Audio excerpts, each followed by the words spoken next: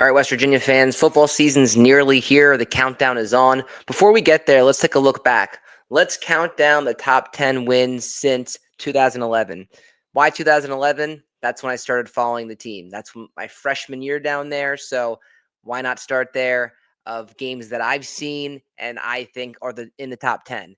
Before we do that, again, a friendly reminder, if you're new to the channel, please like and subscribe to Jersey Ear. It helps grow the channel. The more subscribers that we have, the better, the more we can do. So really appreciate those who have followed the show so far. But if you're new, definitely like and subscribe. With that being said, let's get into the list. All right. So what we're going to do is we're going to count down the top 10 games that we've seen that have been around since 2011. And what we're going to do first is we're going to go into honorable mention first. So the ones that were memorable, but maybe not in the top 10 are these ones here. So the first one you see is 46-35, West Virginia comeback versus Texas Tech. That was back in 2017. Will Grier and David Sills went off that day. It was a great win, but it was just outside the top 10.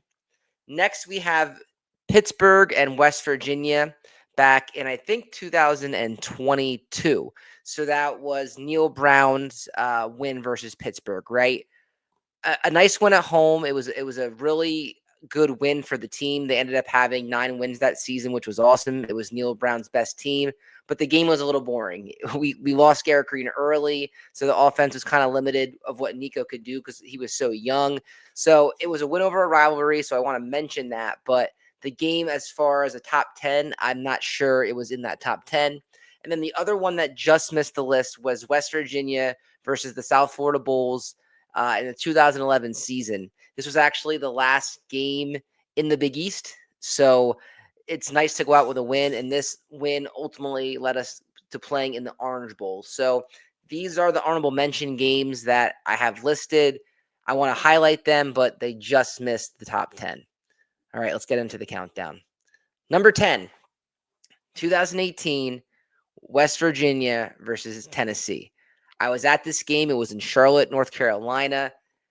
Tennessee fans were the most confident team I've ever seen, being double-digit underdogs.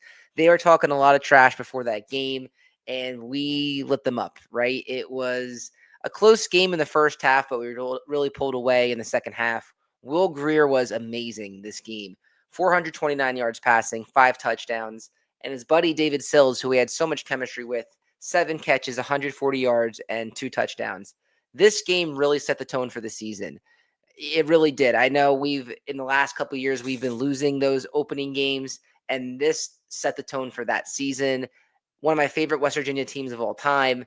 So number 10, West Virginia's win versus Tennessee in 2018.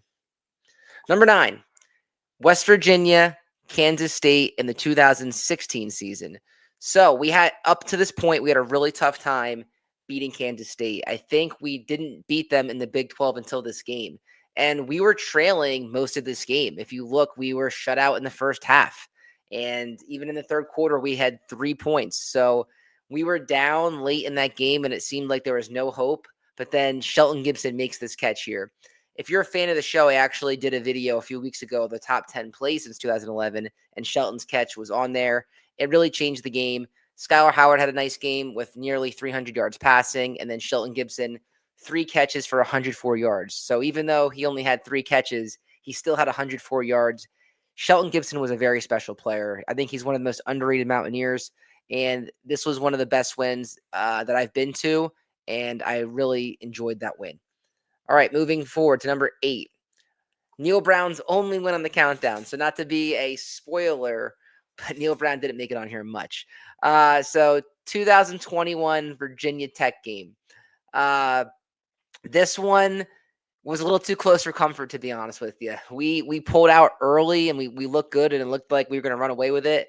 And then in the second half, we just had mistake after mistake. But luckily, the defense held on late, and we got a win. Anytime you beat a rival, it is important. We beat Virginia Tech the year after, but it wasn't as exciting. This one was down to the wire in Morgantown. It was a gold rush. I'll never forget Letty Brown setting the tone that day with like an 80-yard run right up the middle, and the crowd was going wild. So beating the Virginia Tech Hokies is probably the highlight of Neil Brown's tenure, that and beating that Pitt the one time. So I'll take a rivalry win any day of the week. So that definitely made the countdown there. Number 7, speaking of rivals, Maryland, West Virginia, 2014 at Maryland. Another one of these games where we pulled out ahead. We had a nice lead, and then Maryland fought back, and then they tied it. And at the very end, we went on one last drive, and Josh Lambert was clutch. Josh Lambert was one of the most clutch kickers I can remember at West Virginia.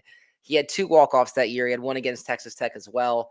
Clint Trickett, 500 yards passing, 4 touchdowns and 1 interception. So speaking of underrated, I think Clint Trickett is in that list. 500 yards passing, that has to be his best game he's ever had as a West Virginia Mountaineer. Russell Shell, Pitt transfer, 27 carries, 98 yards and a touchdown. And then Kevin White, 13 receptions, 216 yards and 1 touchdown. I can't remember the last time we had a wide receiver put up those numbers. I guess like Sills would have been, but man, Kevin White was special. It's a shame what happened with his NFL career and all those injuries. But 2014 team, nice win at Maryland, right? Nice win. Up next, we have 2012 Baylor. This game was a track meet. It was back and forth the entire game. There wasn't much defense. Let's look at Geno Smith's numbers there. 45 for 51, nearly 700 yards of passing, and 8 touchdowns. I think he only had 6 incompletions that game. Yeah, I guess 6 incompletions. Yeah. So 6 incompletions, 8 touchdowns. Video game numbers, insane. Stedman Bailey, 13 catches, 303 yards, and 5 touchdowns.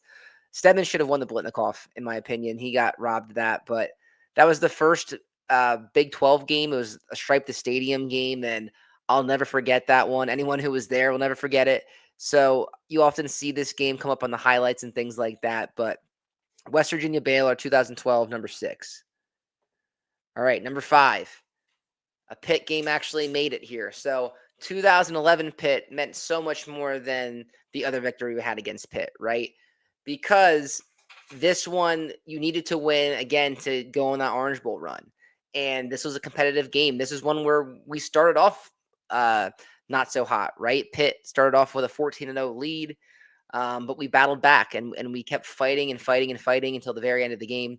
Julian Miller, 4 sacks, single game school record. So he is an amazing player. I think he finished second all time in sacks. So Julian Miller, another great player. And then look at some of these names here. Geno Smith, 244 yards passing. Dustin Garrison, that was his freshman season. Dustin Garrison had a really promising freshman season, if you remember. He had 55 yards rushing, and then Tavon Austin, 10 catches, 102 yards receiving. I always love the picture of Stedman here because the guy he's stiff-arming went to my rival high school. That's Jared Holly. So West Virginia, number 5 versus Pitt, 2011. Number 4, 2012, the next year at Texas. It's the first Big 12 road game that we had. Both teams came in ranked within the top 15. West Virginia was number 8, and this was a wild game. Back and forth the entire game. Something that I'll never forget is Andrew Bowie in this game, 207 yards rushing with 2 touchdowns. He was another one of those young guys that this was his highlight moment as a Mountaineer. Was no doubt this one, 207 yards. Tavon Austin, another big day, 10 receptions, 102 yards and a touchdown. And then Geno was really poised that game, 25 for 35, 268 yards touchdowns, and 268 yards and 4 touchdowns. So a nice win for the Mountaineers here. Morgantown was definitely feeling it after this win. So those were good memories there.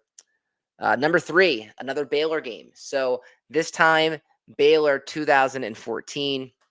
West Virginia at home played really well, right? And Kevin White had 8 catches for 132 yards and 2 touchdowns. He also drew probably like 25 pass interference calls. They were all over him, but he still managed to have a great game. Clint Trickett, another solid game, 322 yards passing, 3 touchdowns and 1 pick. And then Wendell Smallwood had 66 yards on the ground. Mario Alford too had some nice plays here. He had that ceiling touchdown that clinched the game. This was the last time that we beat a top 5 team. So this was a nice win for Dana Holgerson at the time, and it actually kept Baylor out of the college football playoffs. So number 3, give me Baylor 2014 game. Number 2, now we're going back to Texas, right? So this one was tough. I think everyone knows at this point what number 1's going to be. I had a really tough time if I was going to put this at number 2 or number 1. The only reason this is at number 2 is because of what happened after these games and they didn't finish the job. But this game was still one that you can never forget as a Mountaineer fan. So 42-41, you were on the edge of the seat your entire game. At the end of the game, it looked like we were going to lose that game, but we found a way to win. We scored late, Gary Jennings, and then Dana Holgerson decides to go for 2. Man, I don't think my heart ever pumped that fast for a game. It was that crazy. Will Grier, 346 yards and 3 touchdowns. Petaway, that was probably Petaway's best game. 9 carries, 121 yards and 2 touchdowns. And David Sills does what he does, 6 catches, 97 yards and 2 touchdowns. Little Jordan Humphrey was amazing that game for Texas. He was making incredible catches. He was really difficult to stop. 9 catches, 143 yards, and a touchdown for him. And Sam Ehlinger was an underrated quarterback for them as well. You can see his stats. So I'll never forget that game. I kind of miss playing Texas, honestly. I think we used to have some battles with them. They definitely leveled up since then, but Texas, West Virginia, those are some of my favorite memories in the Big 12. All right, let's go number 1. All right, so number 1 is kind of obvious. Clemson 2011 Orange Bowl, 70-33. The reason why I chose this number 1 was because it's a trophy game, right? And it's a banner game. When you go to Morgantown now, you see the Orange Bowl banners, and it brings back great memories. It's the time when I was there, and it was the time that when I go there, I can show my kids, like, hey, I was in college for this. So Geno Smith, 407 yards and 6 touchdowns. Sean Alston had a good game, and Tavon Austin had a great game as well. Yeah, Clemson had some ballers on that team too, like Taj Boyd, Ellington, and then DeAndre Hopkins. That was a very, very good Clemson team. And the fact that on one night when people doubted us, we showed the nation what we can do. And I hope that we can get back to these wins soon. With a new regime and Rich Rodriguez, it's time to get back to these wins. But that's kind of the list. I had fun doing it. I really hope, like I said, that we can get back on the list more and get more of these games more recently. Because if you can see, most of the games are from at least 7, 8, 10, 11, 12 years ago. It's been a long time. So if we can get some more big wins in that time, it would help build the program. Again, friendly reminder, if you're a Mountaineer fan, please like and subscribe. Let's go Mountaineers. Football season is right around the corner.